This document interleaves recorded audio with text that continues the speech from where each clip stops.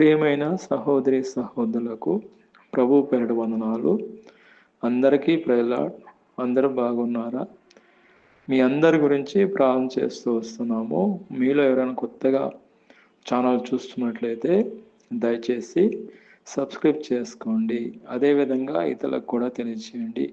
ఈరోజు మనము కృతజ్ఞతాస్తుతుల గురించి తెలుసుకుంటాము. 1 దశలోని రాసిన పత్రిక 5వ అధ్యాయము 16వ వచనంలో ప్రతి విషయము నందును కృతజ్ఞతాస్తుతులు చెల్లించుడి, ఇలాగా చేయుట యేసుక్రీస్తు నందు మీ విషయంలో దేవుని చిత్తము. మనం దేవునికి కృతజ్ఞతాస్తుతులు చెల్లించుట దేవుని యొక్క చిత్తము. దేవుడు మహాకృపను బట్టి 2025 అంతా కూడా దేవుడు కాపాడాడు. దేవుడికి అందుకని కృతజ్ఞతాస్తుతులు చెల్లించాలి. మనం ఉదాహరణ చూసుకున్నట్లయితే, మనం ఏదైనా బస్సులో వెళ్తున్నప్పుడు మన సర్టిఫికేట్స్, ఇంపార్టెంట్ సర్టిఫికేట్స్ అన్నీ కూడా పోయినాయి అనుకోండి, మనం ఎంత బాధపడతాం. అదే ఒక రెండో రోజు మనకు దొరికింది అనుకోండి, మనం ఎంత సంతోషిస్తాం. ఎవరైతే ఇచ్చారో మనకు వాళ్ళకి కృతజ్ఞత తెలుపుతాము, వాళ్ళకెంతో కానుకిస్తాము, వాళ్ళకెంతో హానర్ చేస్తాము. అదేవిధంగా దేవుడు కూడా మనల్ని కాపాడి సంవత్సరం అంతా కూడా ఆయన కృపను బట్టి కాపాడాడు, ఆయన కనికరాన్ని బట్టి కాపాడాడు. కాబట్టి మనకు ఎంతైనా ఆయనకి కృతజ్ఞతాస్తుతులు చెల్లించాలి. అదేవిధంగా కొన్ని కంట్రీస్లో థ్యాంక్స్ గివింగ్ డే అని కూడా వాళ్ళు పెట్టారండి. అది పబ్లిక్ హాలిడే. యాక్చువల్గా కొన్ని కంట్రీస్ ఉన్నాయి, అది అందులో పెద్ద దేశమైన USA చూసినట్లయితే ప్రతి సంవత్సరం వాళ్ళు నవంబర్లో జరుగుతారండి thanksgiving day. Thanksgiving day అనేది చాలా చాలా ఇంపార్టెంట్ వాళ్ళ దేశంలో. వాళ్ళు ఆ దేశంలో ప్రతి సంవత్సరం నవంబర్లో వాళ్ళు జరుపుకుంటారు. అదేవిధంగా కొన్ని దేశాలు కూడా జరుపుకుంటారు. ముఖ్యంగా అమెరికాలో అంత పెద్దగా డెవలప్ అవడానికి ముఖ్యమైనది అంటే కృతజ్ఞత థ్యాంక్స్ గివింగ్ డే పెట్టుకోవడం వల్లే వాళ్ళంతా డెవలప్ అయ్యారండి. వాళ్ళ దేశంలో అంతగా డెవలప్ అవడానికి మెయిన్ ఇంపార్టెంట్ అంటే కృతజ్ఞత చెల్లించడం దేవుడికి. అదేవిధంగా మనం చూసుకున్నట్లయితే కొన్ని చూసుకుంటాం. కీర్తన గ్రంథము 136 కీర్తన 26వ వచనంలో చూసినట్లయితే, ఆకాశమందున్న దేవునికి కృతజ్ఞతాస్తుతులు చెల్లించుడి. ఇక్కడ చూసినట్లయితే ఆకాశం దేవుడికి మనం కృతజ్ఞతాస్తుతులు చెల్లించాలి. ఎందుకంటే దేవుడు మహాకృపను బట్టి మనల్ని దేవుడు సంవత్సరం అంతా కూడా కాపాడాడు. కాబట్టి మనకు దేవుడు చేసిన మేలు మనం ఎప్పుడు కూడా మర్చిపోకూడదు. దేవుని కృపను బట్టి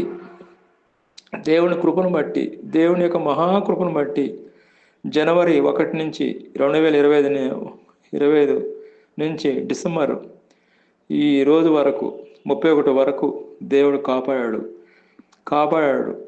దాన్ని బట్టి మనం దేవుడికి కృతజ్ఞతాస్తుతులు చెల్లించాలి.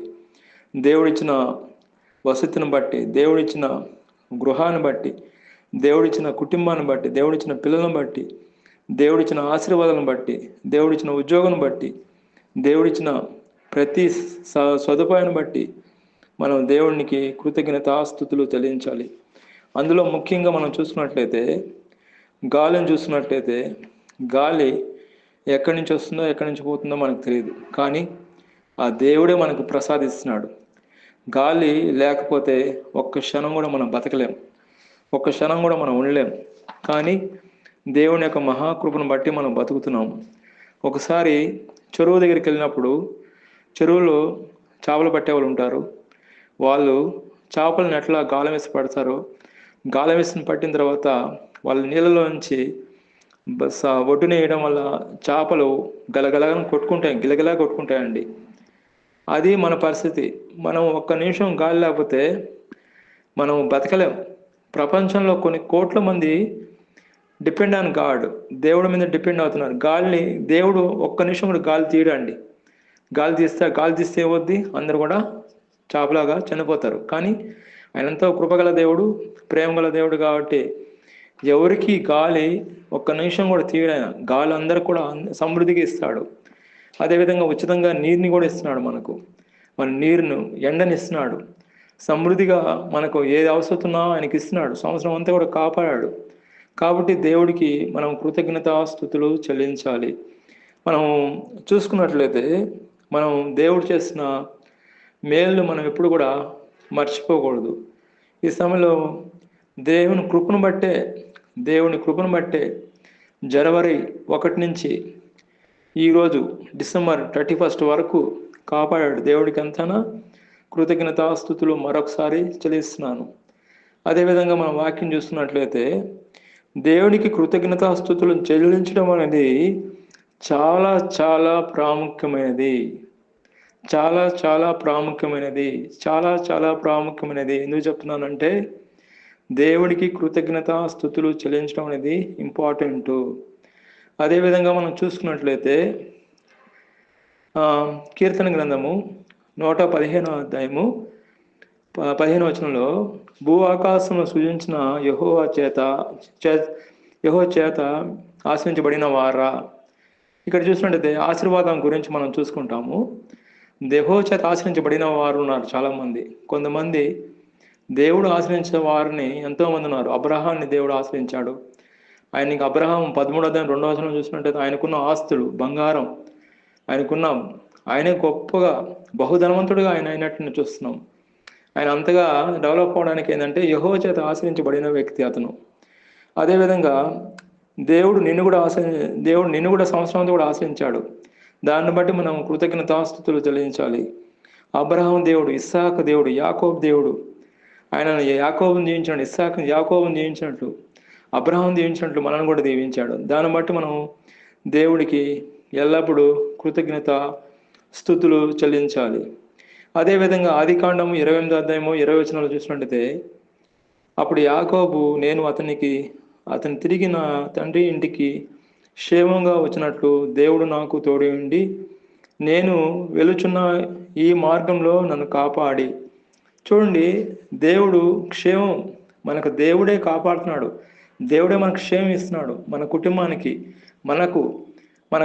మన ఉద్యోగానికి, మన పరిచర్యకి, సమస్తానికి క్షేమం ఇస్తున్నాడు. ఆయన కాపాడుతున్నాడు. కాబట్టి ఇప్పుడు వరకు మనం భద్రంగా క్షేమంగా ఉన్నాం.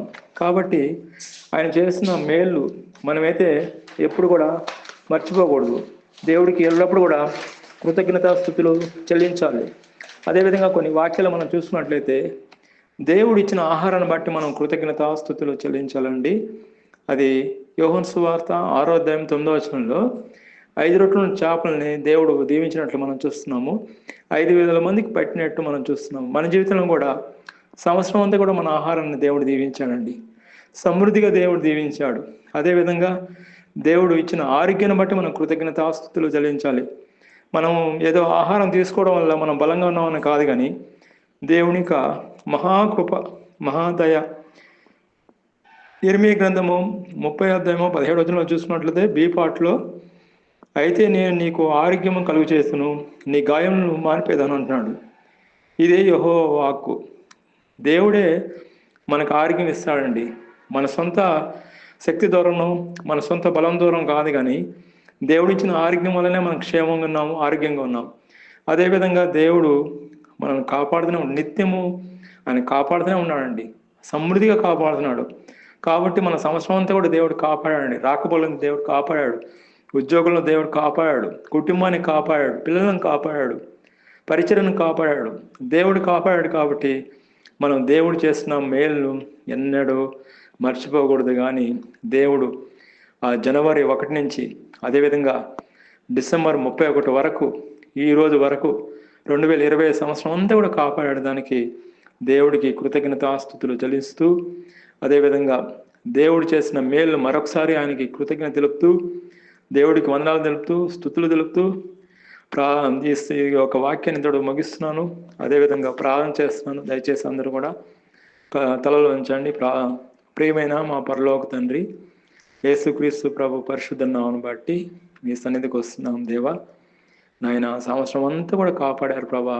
జనవరి 1 నుంచి డిసెంబర్ 31 వరకు 2020 సంవత్సరాలు అంతా కూడా ఆయన మాకు కాపాడారు, కృపాక్షంతో కాపాడారు, కృపలో భద్రపరిచారు నాయన. మీకు స్తోత్రం అయ్యా. అదేవిధంగా 2026 సంవత్సరం కూడా అడుగు పెడుతున్నాం. ఇంకా కొన్ని గంటల్లో బిడ్డలను దీవించండి. ఎవరైతే ఈ వాక్యం విన్నారో ప్రతి ఒక్కరిని పేరు వంతున ఆశ్రయించమని, దీవించమని ప్రభువైన యేసుక్రీస్తునామములో ప్రార్థన చేస్తున్నాం తండ్రి. ఆమేన్.